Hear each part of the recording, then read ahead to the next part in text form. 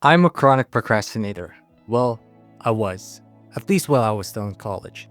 And in this video, we're going to talk about how you can beat procrastination and enter your flow state. Back then, I always ended up studying for my test the day before, or even hours before, or even minutes before. Same goes for doing my homework. It's always the last minute that I speedrun these homeworks because my motto was, if I can do it tomorrow, then why do it now? I was always just barely passing my classes, and even failed 3 major classes too. But one day, something just clicked to me. I realized that if I continue to repeat the cycle of delaying my tasks, it will come to a point where I can no longer maintain the thread that's balancing my life, and ultimately, my dreams will fall and I will just become a failure. So, you, my friends, watching this video right now, are lucky to be seeing this because I wish I had watched something like this prior to me failing those major classes. And if you already did, it's not always too late to pick yourself back up. After overcoming this lazy era of mine, I passed my pharmacist licensure exam in the Philippines, and I helped scale our pharmacies from one branch and add a few more branches by creating systems based on productivity. Now, it is no secret nor rocket science that procrastination continuously grows in this generation due to content and entertainment overload from different apps and social media, like with TikTok videos and short form reels. These shorten our attention spans, and I know you're a victim too. That's why you're here. So, don't even think about picking up your phone right now and multitasking while watching this video or exiting this video entirely. Commit a few minutes, just for once, please. So before we actually try and stop procrastinating, I think it's important for us to realize the context of where procrastination comes from and why we actually do it. Like a math question or any other problems we face in life, to be able to solve a problem, we must first understand the problem. So, why do we do it? Why do we set our important tasks aside and wait till the very last minute before we actually go about it? Well, often we view tasks as something undesirable, but with enough self-awareness, actually, you will realize that it comes to a point that we view it as something anxiety-inducing. It brings us frustration, boredom, and even stress. Hence, we delay ourselves to avoid those feelings. And don't just take my word for it. Take it from a conceptual review in 2023 of why context matters in procrastination and stress, arguing that stressful contexts necessarily increase risk for procrastination because they deplete coping resources and lower the threshold for tolerating negative emotions.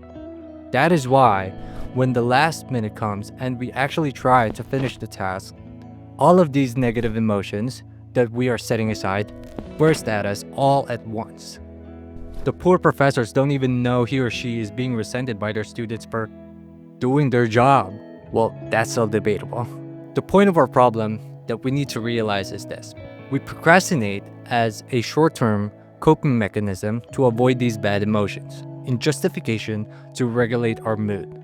But oftentimes, we do not realize the expense of this action in the long run. Aside from the obvious consequences of poor academic performance or work performance, and what I had previously mentioned, stress, frustrations, etc., the punishment we get from procrastinating is we miss out on opportunities that could have helped our career, daily better chances for maybe even happiness.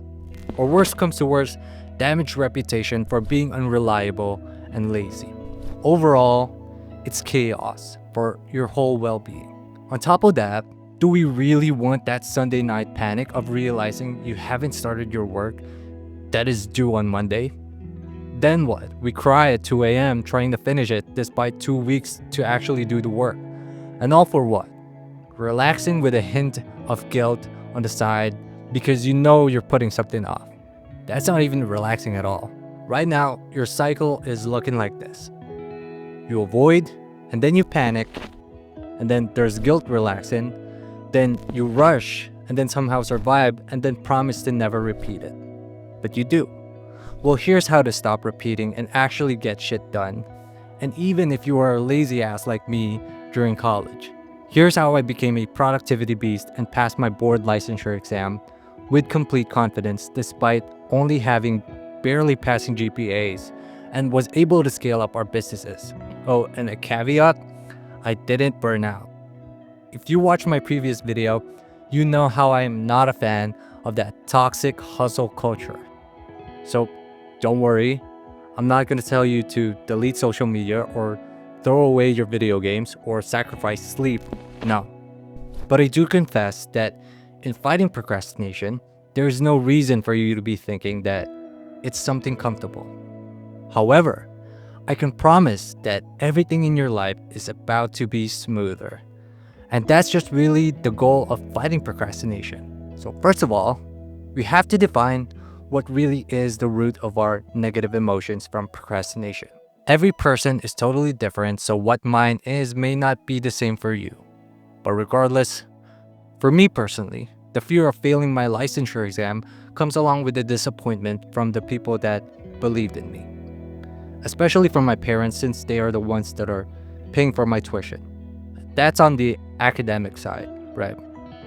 My root for negative emotions on the business side was that I fear that my parents are not gonna have I fear that my parents are gonna have a hard time forever running a business, that if I don't have a way to optimize their systems, they're gonna be struggling for the rest of their lives. And I do not want that for them. Knowing these consequences of your failure can really sometimes motivate you more than knowing the rewards of your success. In this instance, this was very true for me, because I can always say that I want to be rich and successful all I want, but sometimes it just doesn't push me enough to actually do the work. Okay, so from here, seemingly still, you struggle to see how you can start from here. That's because we're viewing the task that we're facing as something big and overwhelming. So, what do? If something is big and overwhelming, you break it into small pieces. That way, it does not exhaust us in facing this task. How do we do that? Let's say you're studying for a test or a project you're working on, which is due in 2 weeks. Obviously, we're not waiting till the last night before doing it, nor the last 1 week before the due date. I know that you know, but somehow still need to be reminded that giving us a shorter time to do the task only amplifies the stress we feel about it. So, first night that you've been given the task, write it down. A problem written down is a problem half solved, because you will not forget it. It lingers onto your mind. The more you ignore it, the more guilt you feel not taking action towards it. And you don't just write it down like biochemistry test due in 2 weeks from now. No, you plan for it. You create a system for it. You don't have to start the action necessarily, but you plan for it. Basically, you allow your mind to have a more structured digesting process for this task by creating systems on how to progress in it. For example, this task is due in 2 weeks. I think it'd be sufficient enough to dedicate at least an hour or two to working on the task. We'll create a timetable that in the first 3 days, we work on our foundation, another 3 days to work on our weaknesses, 1 day for resting, and the remaining days just to continue progressing until we finish it before the due date. Now, I know what you're thinking. It sounds robotic and unnatural, but like I said, it's not going to be comfortable. But it is smoother.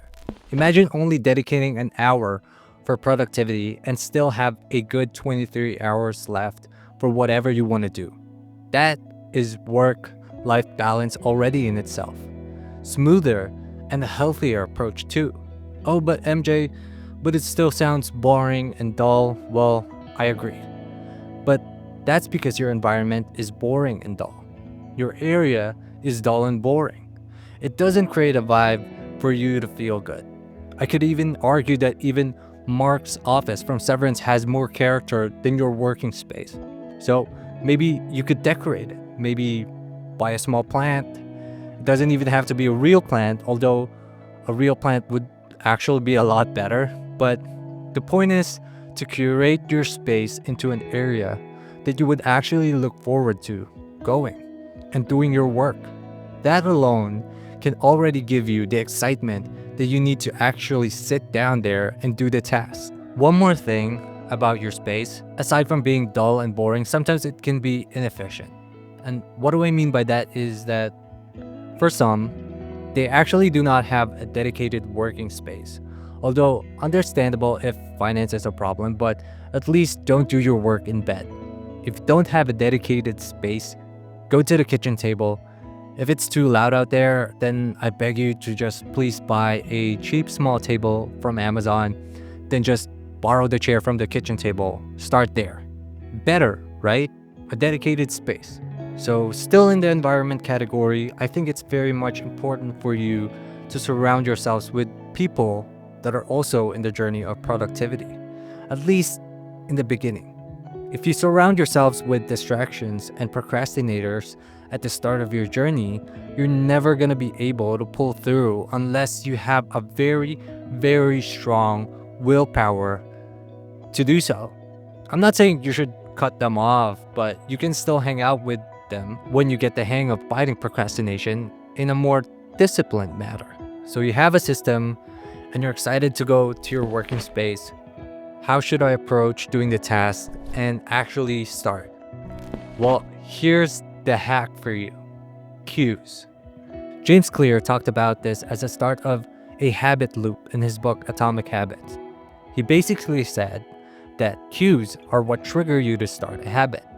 That without a clear cue, it's easy to forget or procrastinate.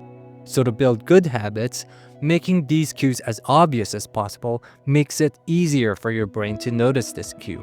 Hence, easier for you to start the behavior. So for example, if you want to start a habit of studying or writing or doing a task on your computer, you ought to turn your reading lamp on and maybe have a coffee by your side. Cue, very obvious visually. The reading lamp is only on when you're doing a task on your computer.